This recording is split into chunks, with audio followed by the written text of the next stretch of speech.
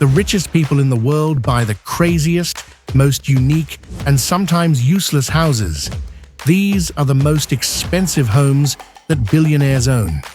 First up, you know one of the biggest power couples, Jay-Z and Beyoncé, had to go all out when they bought a house together. I'm talking the highest-priced home ever sold in California. Right off the coast of Malibu, this thing looks straight out of space, and since Jay-Z has a history of being attacked on stage, they need the best security they can get. They've got bulletproof windows everywhere to protect them. If you're a creep with a drone, you can see their 4 outdoor swimming pools. Though I'm not sure why they would need that when they also have their own private beach. This place also has a full basketball court, spa, and gym. Altogether, that makes this mansion worth over $200 million. That's more than Travis Scott's entire net worth. This next house wanted to take Jay-Z's title for most expensive home sold in California though, because the developers listed this Tony Stark-looking home for $500 million. But that's not what the billionaire ended up paying for it. It's the biggest modern home in the US, 105,000 square feet. Like the Fresh Prince, it's located in the hills of Bel Air. For a project like this, you'd assume they had a buyer lined up, but nope. And billionaires didn't really want to buy it because it's filled with weird-ass rooms, like a room dedicated to jellyfish and another to candy. But it does have some cool stuff too, like a whole nightclub, a beauty salon, 5 pools, and an outdoor running track. I mean, you could live here completely isolated from the world. Even though the place seemed amazing, no one was biting at that price. But right before the owners were about to go bankrupt, they were saved by the Fashion Nova CEO, Richest, worth $1.3 billion. He grabbed it for $141 million, $359 million less than the original price. Bro finessed the deal of a lifetime.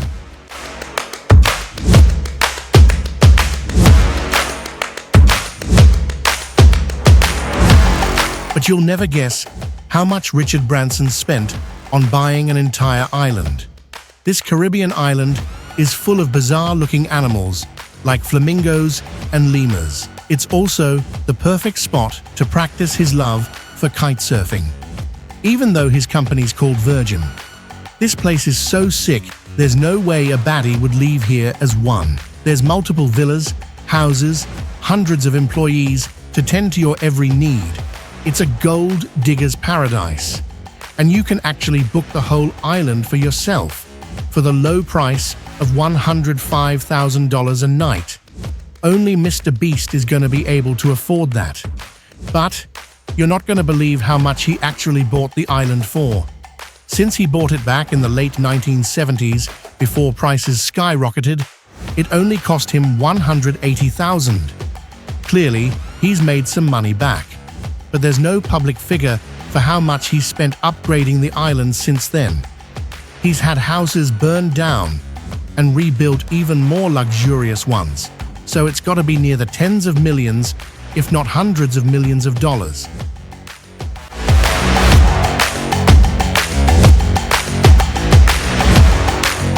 George Lucas's house wasn't as concerned with luxury, because it's a film nerd's paradise. The Skywalker Ranch is one of the most beautiful places any billionaire owns. It's got vineyards, mountain ranges, and rolling hills that make you feel like you're in the Victorian era. There's movie references all around the ranch, like a statue of Yoda, Charlie Chaplin's hat and cane, and a nude drawing of John Lennon. But the main draw of Skywalker Ranch is that it actually houses the entire sound division of Lucasfilm, which is used for most of the Star Wars and Indiana Jones films. George found that he couldn't get the right sound out of rented studios, so he decided to create his own. They can mix, design, and do any post-production at Skywalker Ranch. And when the films are finished, they've got a huge movie theater with 3-story-tall LED screens to premiere them. They've also got a huge research library with tons of books and materials for sound designers to use. Since Skywalker Ranch actually is a ranch, they produce their own wine, olive oil, and even Wagyu beef. And if you happen to get a little too wine drunk and cause a fire, they actually have their own fire department ready to respond to any emergencies. I guess that's the cost of being so secluded. With all these features, Skywalker Ranch comes out to a whopping $100 million. Who knew George had that much money? I guess letting Disney ruin Star Wars was worth it for him in the long run. George Lucas isn't quite royalty though, like the British monarchy. If you're a Brit, you know everyone is always complaining about how much of their taxes go to the royal family. And once you learn how much their main palace is worth, you might get why they need your money. Because just on the inside, there's 775 rooms, a private doctor's office, police station, and over 25,000 bottles of wine in their wine cellar. My God. There's also secret tunnels to a bunker in case the whole world goes into Mad Max mode. It apparently connects to all of the main houses that the royals live in, like this one in the prince's quarters. Their ballroom can hold over 600 guests, and almost every American president has been there. For all of this, Buckingham Palace is worth over $5 billion. That pretty much makes every senior member of the royal family a billionaire. The palace is one of the most expensive mansions in the entire world. But there's other rich dudes all around the world, not just in the West, like Mukesh Ambani in India. He's worth over $111 billion. So, he went all out when he bought a house in the heart of Mumbai. It's a tower called Antilia, and it's got over 27 stories, reaching 568 feet in the air. I mean, look at this thing. And it's even bigger on the inside. There's 6 lower levels with space just for 168 cars. And the top 4 floors are all dedicated to vertical gardens, making it eco-friendly, even though it's a monstrosity. It's got a 50-seat movie theater, an ice room with artificial snow, and crystal chandeliers everywhere. This house is so big, they need 600 servants just to maintain the damn place. It's also designed to be able to withstand a magnitude 8 earthquake, even though it looks straight up like a Jenga tower waiting to fall. All this together makes Ambani's residence worth over $2 billion.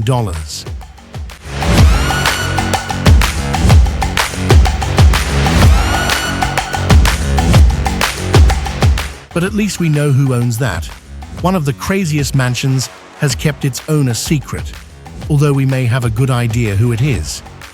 It's a bit of an older one, with Georgian-style architecture, but it's still extremely nice on the inside and has unholy amounts of land.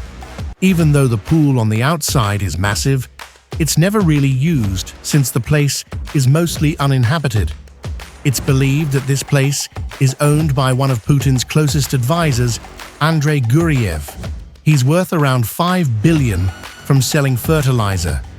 Yay, a dude known for selling caustic owns this place.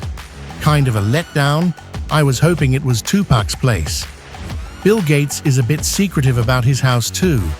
So much so that a tour of the house went for $35,000 at a charity auction. And even though it's super futuristic on the inside, it actually looks just like a cabin, which makes sense in the woods of Washington. Bill calls it Xanadu 2.0, named after Citizen Kane's fictional mansion. Speaking of futuristic, any guests of the house can change each room's lighting, music, and climate via touchpad devices. His vision for the house was to have one of the first smart homes. Throughout the house, there's $80,000 worth of touchscreens that can display artwork or anything else you can imagine. Through the front and bottom of the house, there's a stream with salmon and trout, so Bill can fish after pulling an all-night coding session. It's also home to a giant library with a $130 million book, which is crazy because that's literally the price of his entire mansion. For Tiger Woods, you'd expect about as much as his mansion costs. As one of the richest athletes in the world, he makes sure he can work on his golf game even when he's home. Tiger's mansion has a 4-hole course in the backyard, complete with a short game area and a video studio where he can analyze his swing. He's also got an oxygen therapy room, whatever that means, and an outdoor track, because we all know how much sprinting you do in golf. But the Florida island itself that he lives on, Jupiter Island, is hella exclusive. Only 900 people live there, and he's in an even more exclusive neighborhood within it. So he had to put down $54 million for it. And like Tiger, Larry Ellison also needs time to escape from the media. So he built a house he felt would be the perfect mix of tranquility and harmony with nature. It's inspired by a 16th century Japanese emperor's palace, and it definitely shows through its bathhouse, dope Japanese gardens, and tea house. He dropped $70 million just to feel a little zen. I didn't really think you can feel zen in New York, but Ira Rennett definitely tried. Rennett wanted to find an area where he doesn't have to hear all that damn traffic, so he ended up paying $248 million for a New York estate in the Hamptons, but estimates say it may be worth $500 million now. This huge mansion has 12 chimneys for some reason. This is also the only home I've ever heard of that has its own power plant. I guess in case there's some sort of nuclear apocalypse. And he's not the only one concerned with that apparently, because Mark Zuckerberg's also prepared. He bought a straight-up doomsday city in Hawaii just in case. For years, he's been buying up over 1,400 acres of land to build a compound of mansions, tree houses, and tunnels. Under the surface is a 5,000 square foot shelter with a blast-resistant door and a lifetime supply of energy and food. I think I gotta become friends with Zuck if I want to join their zombie-free crew. But Angelina Jolie and Brad Pitt aren't worried about all that. When they were married, they went in together on this lavish French mansion. It's got some really old houses, dating back to the 17th century. It also, for some reason, has a recording studio where Pink Floyd recorded part of The Wall. But the real reason they purchased it was for the 500 acres of vineyards.